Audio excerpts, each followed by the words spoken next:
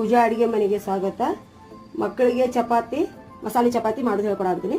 ಈ ಚಪಾತಿ ಈ ಥರ ರೌಂಡ್ಗೆ ಇಷ್ಟು ಸೈಜಿನ ಲಟ್ಟಿಸ್ಕೋಬೇಕು. ಇದ್ರ ಮೇಲೆ ಒಂದು ಸ್ವಲ್ಪ ಎಣ್ಣೆ ಹಾಕೋಬೇಕು ಎರಡಕ್ಕೂ.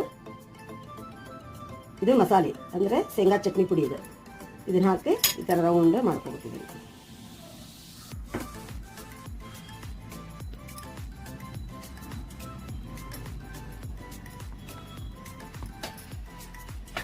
ಈ ಥರ ರೌಂಡ್ಗೆ ಲಟ್ಟಿಸ್ಬೇಕು.